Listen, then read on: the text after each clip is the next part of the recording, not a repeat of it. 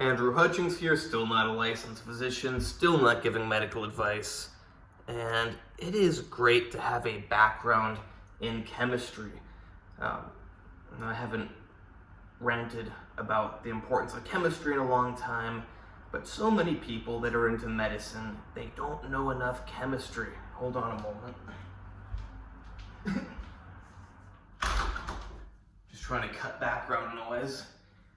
But yeah, the reason you need to know a lot of chemistry is because the human body is a bunch of atoms that make a bunch of molecules. You could even go as far as to say it's a bunch of electrons, a bunch of protons, just a bunch of energy. But on a practical level that we can work with, it's a bunch of atoms that make molecules.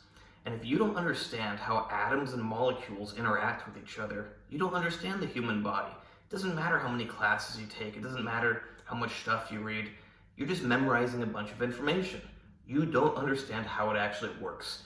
And you'll get some, I remember one person I was saying this to was like, well, yeah, chemistry is important, but once it gets on a bigger scale, you can't really use it. It's like, what? Of course you can. Everything in the human body is made of these atoms that make molecules. How molecules interact with each other can predict everything on every level of the human body. There's no, oh, well, it stops working at some point and then you have to learn biology. No, biology is derived from chemistry. If you learn biology without learning chemistry, you're just memorizing some biology. You don't actually understand how anything works. You're just memorizing information. So yeah, when you understand chemistry, you understand why certain molecules are going to go through certain membranes. You understand things you can do. I don't want to make this video too long. The point of this video was not about chemistry originally. I think I'm going to title it Emergency Hydration and Repurposing Membranes. Okay, so this is going to sound a little gross, but say you are in an emergency or someone you care about, and they are vomiting, and they cannot keep water down, and you don't have access to an IV. Eventually, they're going to die if nothing changes. Hopefully, the thing that's making them vomit will get out of their system. Within a day or two, they'll be able to get fluid down again, be able to rehydrate themselves. But let's say something happens. Who knows? Some sort of weird infection, some sort of weird toxin, poison, who knows? And somebody is not able to get fluids down for more than 2 to 3 days, maybe 4 days max. They're going to die. And if you don't have an IV, and you don't know what I'm about to say, they're going to die. But there is one other way you can get fluid in them, get them hydrated, and keep them alive. It is through the anus or the rectum. You put fluid, ideally water. You don't want to put gasoline. That's not a very helpful fluid in this case. But some sort of water or water-based liquid, because your body can absorb the water out of it, into the intestines. Because the intestines can absorb water and can save somebody's life. They're vomiting, they can't drink water, you don't have an IV, they're going to die unless you put fluid the other way. And it works. It may not sound awesome, but if you were going to die, what would you rather do? Put some water in your anus to fill up your intestines or die? You'd probably rather put some water in there. I'm guessing in the military they teach this. I've never been in the military, I don't know, but I can't imagine being out in a combat situation and not knowing this. Anytime anyone can be remotely near an emergency, they should know this. And another benefit of it is IV. Let's say you happen to somehow have some IV equipment, but you don't have the IV fluid. You got the needle, you got the line, but you don't have the fluid. You can't do an IV. You have to use sterile liquid for an IV. Oral or rectal hydration, you don't need sterile fluid. You just need potable drinking water. Now there's always the decision to be made about how urgently you need the water and how quickly afterwards you can get to a medical facility, because if you're gonna die from dehydration in say you're in a hot environment and you're gonna die from dehydration in the next 2 hours, you can drink dirty water that's gonna make you sick. if you think you're going to be able to get to a medical facility in time. You got to weigh the danger of like heat exhaustion or heat stroke versus more dehydration, but 6 hours in the future. But yeah, you need water or else you're going to die. You should always know how you can get water into your organism. And this idea of being able to use different membranes in our organism for different purposes applies to something also very cool. Most people don't know, but your intestines can absorb oxygen. So if somebody is dying and they have lung failure and they're not going to make it, they're going to die. Now, of course, there are machines we can hook them up to that can externally oxygenate their blood and pump it back into them. But let's say you're in a hospital that doesn't have it. This person's going to die. They're not getting enough oxygen. Their lungs are not working. You can actually fill up their intestines with oxygen. Now, is that going to keep them alive if their lungs completely are not working? You know, I was about to say no, but you could argue like yes, for a little while, probably. Is it going to keep them alive very long if their lungs are completely not working? No. But let's say their lungs are just in really bad shape. Bad enough shape that they're going to die. But, you know, if they got a 20% boost, they could make it. You know, filling their intestines with oxygen could give them that 20% boost that they need to make it.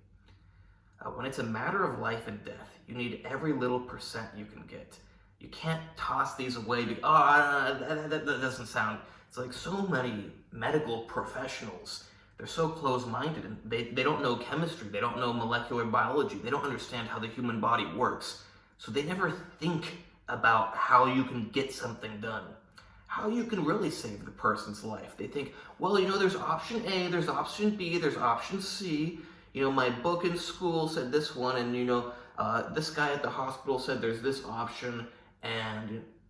But they don't think, how can I actually get the job done? How can I do something that's gonna work? Forget all those option A, option B, option C. Consider them if they're actually gonna get the job done. But what if option A, B, or C doesn't work? You gotta figure something out. You gotta use your brain. Like, for example, filling someone's intestines with oxygen. What doctor's gonna think of that? They're not gonna think of that, sadly. But it could save a lot of lives. What if somebody, like, you know, we just went through a respiratory illness a few years ago. A lot of people died. You know, a lot of people didn't die, but a lot of people did die. How many people's lives could have been, well, obviously there's a lot of stuff that could have been done to save people's lives. But let's put all that other stuff to the side. How many people's lives could have been saved if they had filled their intestines with oxygen?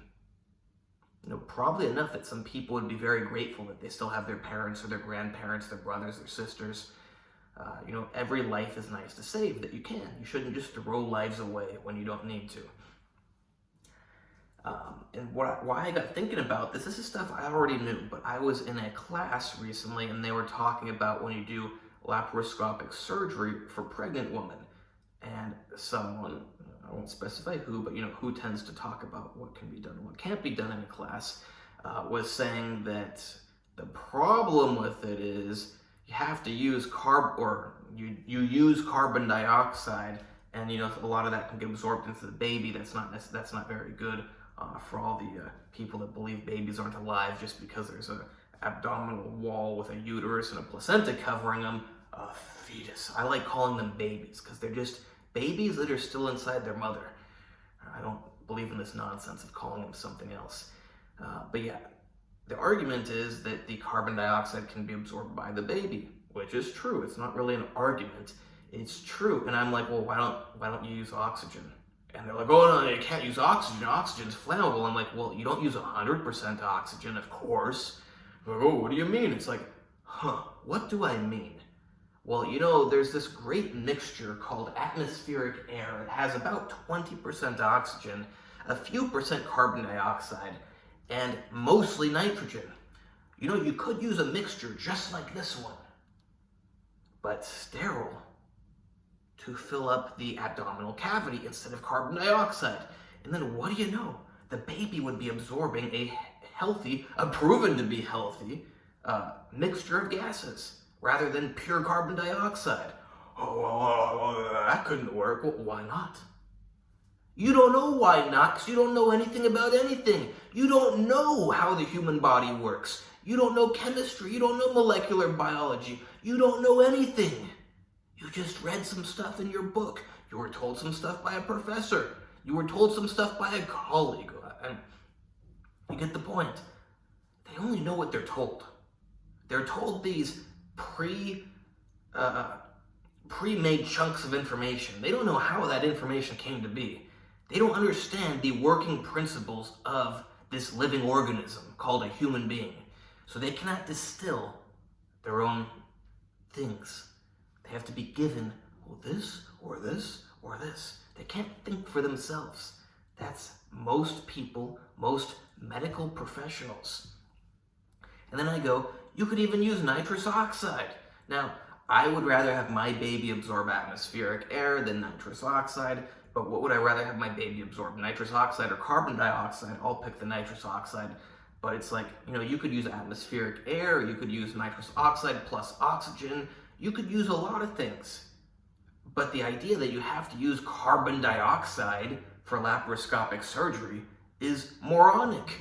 And people are like, well, why do they use carbon dioxide then? Well, there must be some reason that's related to it being more financially compatible with hospitals, or more easy for some reason.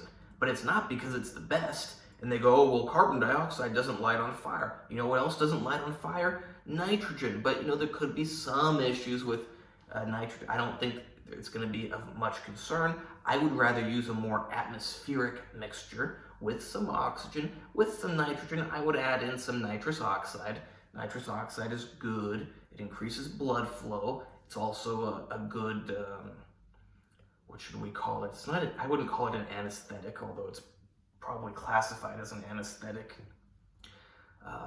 But yeah, I would use a mixture of nitrous oxide, oxygen, some carbon dioxide, maybe throw in some nitrogen. You don't need to use pure carbon dioxide. And people are, oh, that could be dangerous. It's like, well, how about you learn about chemistry? You learn about the molecular workings of the human body, and you figure out for yourself whether it's dangerous or not. Instead of going, oh, well, they don't do it, there must be a reason. Yeah, that's why. Until someday they do it, and then people realize, oh, it actually works. That's how everything goes. It's like, people, just because something's not being done currently, a lot of people assume there's a really good reason, like that it's bad. They don't assume that just the way it's done currently is very convenient, so nobody changes.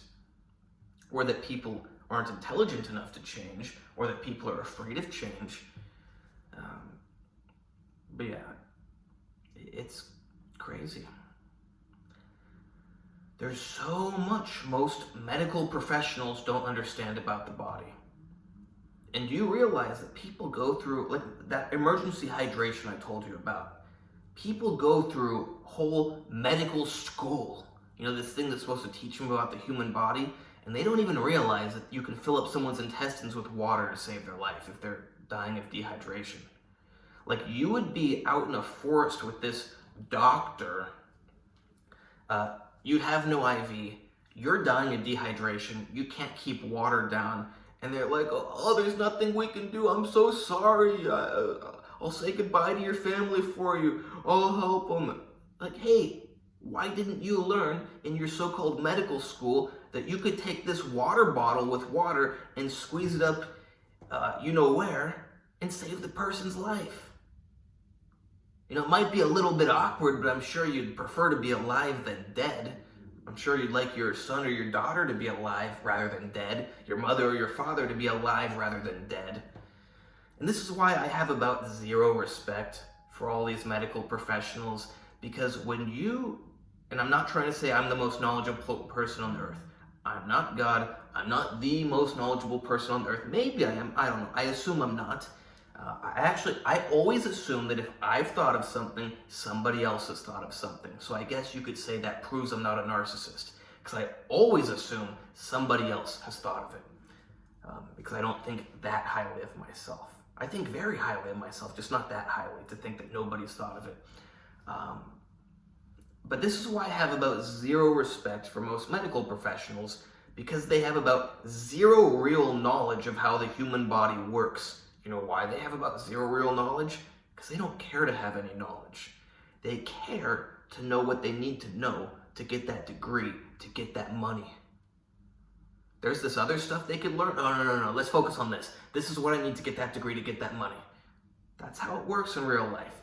I don't care what they say. You ask some doctors, oh no, I want to help people. I want this, no, they don't. They want money. Some of them do want to help people. Don't get me wrong. Most of them just want money. They want money, or they just want the prestige. You know, I generalize when I say money, of course. They don't literally all just want money. But for the most part, they all want money, prestige, that kind of stuff. They're not into it because they really like learning about all this stuff. You know, they might kind of like learning it because they have to. You know, like they don't mind that they hear some stuff during the day. Then they get home and they want to turn it off. They watch their TV show, forget about medicine. You know, I don't want to sound like a psycho, but I don't get home and forget about medicine. I'm always thinking about the human body, unless I'm thinking about something else. Like, of course, sometimes I'm thinking, I want to eat some eggs right now. I'm not thinking about medicine at that point in time. I'm going to go to this bar right now. Of course, I'm not thinking about medicine. I'm thinking I want to go to this bar. But you get the point. I'm always thinking about the human body. I'm not trying to brag. I'm just trying to give an example of why these people don't know anything about anything, because they don't have any interest in it. And if they tell you they have interest in it, they're probably lying. You know, they might not be lying, but statistically, they are lying. And you go, show me the statistics. Well, guess what? Statistics don't work when people can lie and write, yes, I'm interested in medicine. No, I don't just do it for the money. Reality is they do it for the money. Now, you do have countries, like this country I live in right now, Belarus. Bison is one of the national symbols. Doctors don't make the most money here, but they do still make more money than a lot of people here. They do still have more prestige than a lot of people here. There is still a mindset that doctors are, you know, higher than some other people. And then you got the compounding factor of people should decide when they're 17 whether they want to be a doctor or not. So you take a bunch of 17-year-olds that don't know what they want to do in life, and you go, well, there's this one option, you work as a doctor, you know, it's got these benefits, you know, you get to feel higher than a lot of people, you get to get a pretty decent salary, better than a lot of people, well, I should say more than a lot of people, that's a more precise word. So it's a pretty good job overall. Or you can do these other jobs, you know, this one has a lot of prestige, it has a pretty good pay. You know, it's not the best pay, but when you factor in everything together, it's a pretty good job still. You know, there's a lot of 17-year-olds that would be like, hey, yeah, let's go work as a doctor. I want to be a doctor. You know, they go, I don't know anything about medicine, but, you know, doctors look cool. Doctors have respect. Let's go be a doctor. And again, I'm generalizing. There's going to be that 1 in a million person like myself that actually likes all this stuff, that actually thinks about it regardless of whether they're going to make money on it. Yeah, I mean, there's so much stuff I do that I try to make a little bit of money. But it's like even today, I mentioned a business proposition to someone. And business sounds like money. I mentioned it to them because I just want to get this cool thing done. You know, I don't care, like, I'd like to make some money from it, but I mostly just want to have it for myself. Like, I'm not going to lie. It's not because I want to give it to every single person on the whole earth.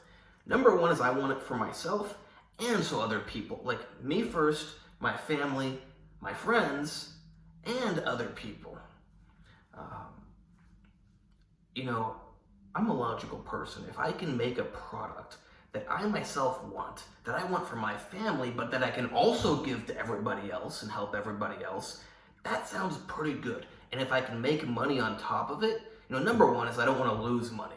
You know, I will lose money on something if it's awesome enough. I lose money on stuff all the time just because I want something that's good. I want to do something that's good. But if I can not lose money and make money and me and everyone I care about and random people can get this awesome thing, that sounds like a great situation to me. It'd be cool if I could make a ton of money on top of that, but number one is I want the stuff. I want my family to have the stuff. I want my friends to have the stuff. I'd like other people to be able to have the stuff. And then money is kind of the last thing. You gotta have enough money to live, of course. I'm sure if my parents were listening to this, they wouldn't like that I'm saying money's kind of the last thing. Obviously, I don't want to just be poor. I don't want to, money's important. But there's a lot of other important things in life. And not to get off topic, but it's like I see a lot of guys, they focus on money so much in their life that they don't have a wife. They're like, oh, I was too focused on money and working and stuff. It's like, well, money is not everything. It's important, but there's other things that are also important, like your health. Why do I care to do these medical things? Because I want the best health. I want my family to have the best health. If I can help you to have good health too, so be it. If I can make money on top of that, great. Now, I don't know if I should post this video. And right now I'm not thinking about medicine. I'm thinking about having this good garlic bread with some olive oil and vinegar.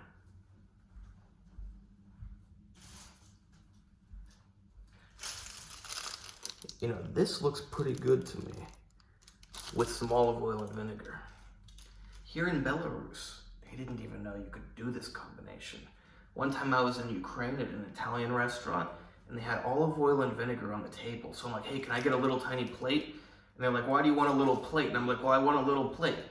So eventually they brought me my little plate and I put the olive oil and the vinegar on it and I took the bread. And I don't know if I spit it out. I probably did because it was all rancid. And I'm like, your olive oil and vinegar is not bad. And they're like, you're not supposed to eat it. It's just for decoration. I'm like, what? Of course you're supposed to eat it. Olive oil and vinegar goes with bread. It's very healthy. It tastes good. So you see, I'm not always thinking of medicine. It's like this dark chocolate right here. This dark chocolate tastes good and it's healthy. Two good things in one.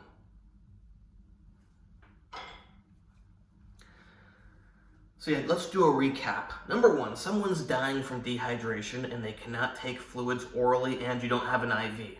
You can do fluids rectally. Just make sure they don't shit it all out because then they're not absorbing the fluid. So keep in mind gravity exists. If the person is standing up, it's going to be harder to keep the fluid in them than if they are laying down or if their legs are elevated up. You want the fluid to stay in them and to absorb. Yeah, that can save their life. Number two, if somebody's dying of respiratory failure, filling their intestines with oxygen can save their life. Just don't use pure oxygen and then do laparoscopic surgery with something that makes a spark and get it near their intestines. You don't want to light their intestines on fire or explode them. There's a good chance they would blow up. So yeah, you got to use your brain. Like I'm saying earlier in the video, people don't have brains. And then you mentioned that part about the intestines blowing up to people. Then they're like, see why we can't. It's like, no, you can do it. You just got to use some brains.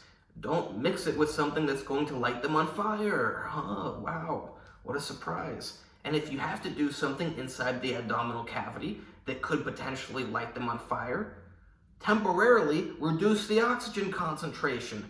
Put some nitrous oxide in there. It's not rocket science. Now, currently, sadly, I don't know if a lot of hospitals have all of these. I mean, they should have all these gaps. You can improvise. You don't need some special machine that's meant to hook it up to there. So they do have the ability to do this. Do they have, okay, topic for different video. Because I was thinking of something else in my head. But for this, yes, hospitals have all the capabilities. What was oh yeah, and then there was the thing I talked about, pregnancy. Yeah, it's like you don't need to use pure CO2. There's other gas mixtures you could use. But that was for laparoscopic surgery, which means not only do you have to have the gases, but you need to have the gases in sterile form. If you're filling the intestines with the gases in order to oxygenate someone, they don't need to be sterile. Inside of your intestines is outside of your body. Huh? What do you mean? Of course it's inside of... No, it's not. This is your body. This is your intestines connecting to your mouth.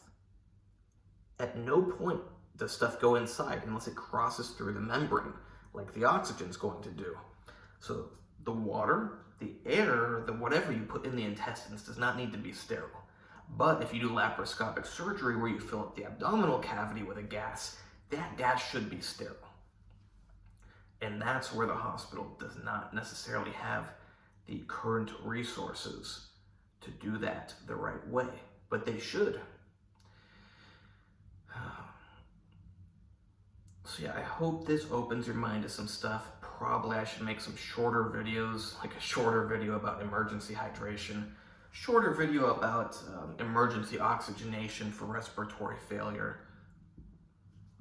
But you can probably see that this stuff just gets to me.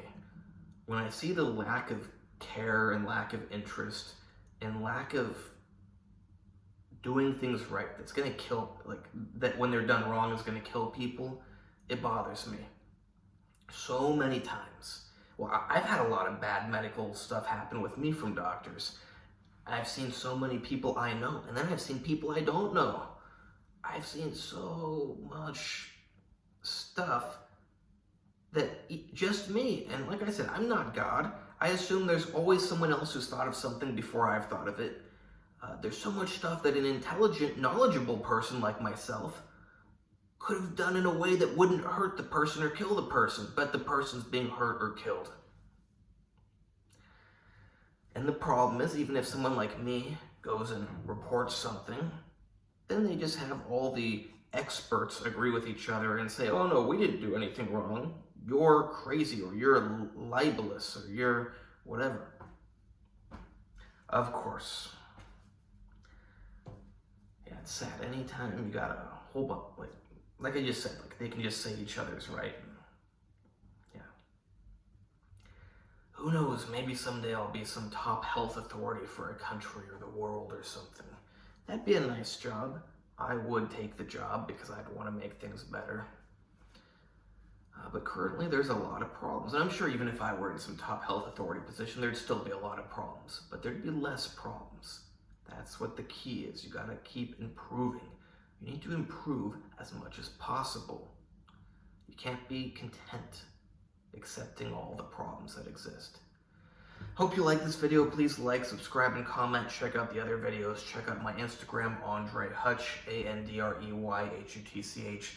You can hire me there for training, consultations, coaching, plans, etc. Same thing with diet, same thing with supplements, same thing with special supplements, same thing with harm reduction, same thing with medical information, just no medical advice because I don't currently have a medical license. And who knows when that will happen, because I'm not going to say what kind of stuff is going on, but I'm having some, not that I'm not passing my classes or anything, just somebody doing something not right. So hopefully it will be made right.